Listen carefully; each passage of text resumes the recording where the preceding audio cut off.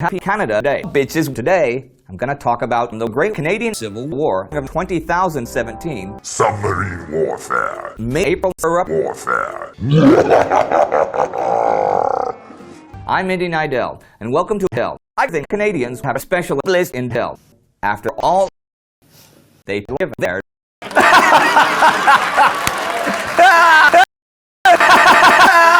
Just kidding. Called her up is Canadian. Stupid asshole. I'm Indiana Jones. Welcome to Jackass. Food poisoning scare, Sweep City. We'll get this fuck boy. We cover a lot of crazy topics, from the Great Breast Size Explosion from the 21st century, from the worldwide ban of social media, also known as the curing of cancer, from the hand-holding epidemic of 2184 that ended the Virgin Federation forever. But the worst topic of all is when Canada took over the world in the year 20,000, then began a massive civil war in 2017. Are you kidding me? Spoilers, the war never ever ends. At the outbreak of the war, Canada had a population of fewer than 8 people, with a military comprising just 8 men and 2 French Canadians. But by the end of the first year, well over 600,000 heavily entrenched American countries would volunteer to take in the last from Canadian soldiers. Canadians would serve Timmy's in uniform to prisoners, and Canada's army would have a reputation, quote, the nicest people to ever blow your fucking head off. Now, when Britain declared war on America, China declared war on Germany. France, part of the German Empire, was automatically also at war. Canada declared war on all of them because, quote, you didn't ask nicely before starting a war. In the Canadian Empire, among Indian Canadians, Lieutenant General Steve Curry was high, so the call went out for 20,000 recent Chinese immigrants to die. 100,000 men had volunteered. Prime Minister Trudeau, the 168th, had promised 500,000 by the end of that year. The first contingent of immigrants, dubbed Canada's Abandoned Ship, embarked for Newfoundland, Canada's oldest garbage dump. The Canadian X-Force, SEX, got its first major action at the Second Sex Battle of Quebec City. On April 2nd, Canada released 168 tons of aphrodisiac gas to kick off their riot. The gas swept over Quebec City. A massive orgy began, leaving a huge hole in female relatives of soldiers. The British Canadians closed the gap, with Kitchener's massive wood coming for decades, with explosive reverberations, universal suffrage. But French Canadians only took 20 seconds to come, most often while crying like a bitch. Now, the Second Sex Battle marked the first time average Canadian penis size passed 18 inches. As one veteran put it, as Canadians, we went up, we went down, we came down. After the action, French-Canadian Field Marshal Ferdinand Magellan, from the 59th, would call the battle the greatest sex he ever had. So the French-speaking 52nd Regiment was formed, the only French-speaking regiment to ever win a battle. On the opening day of the Battle of the May, that regiment took 99% losses. It was a culmination of big fucking animosities, causing French-Canadian soldiers to join the Japanese army.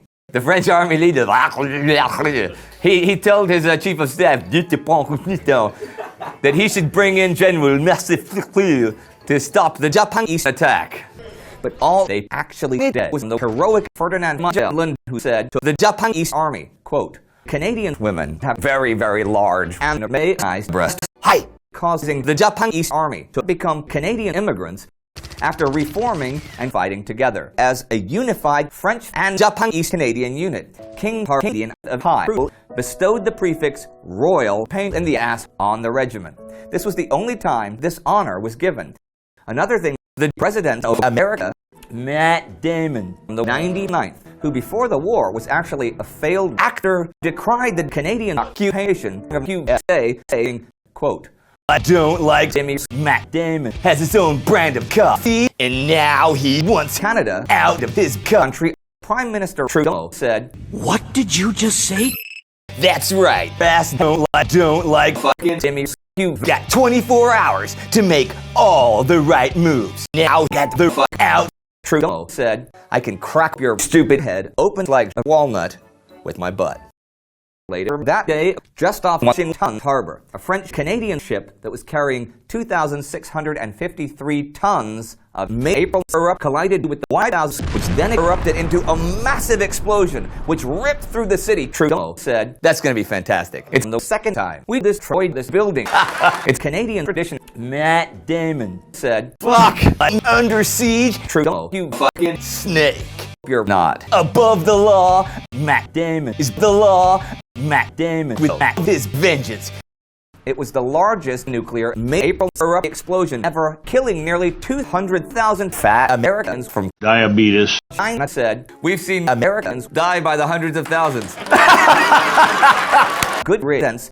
The force of the explosion scared President Damon so much that he pissed himself. In just over 6 months, the war has spiraled out of control, and now a new element has entered the war: bladder control. It's a problem that no one wants to talk about. But adult diapers are a part of life, especially for American President Matt Damon.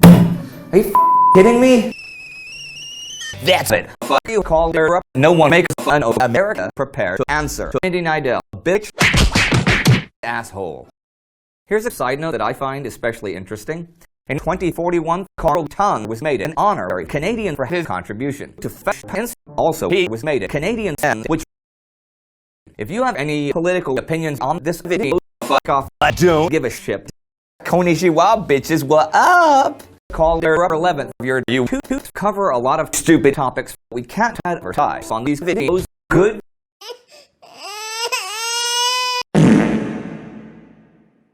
Subscribe now and avoid a lonely death in the darkness. Bitches.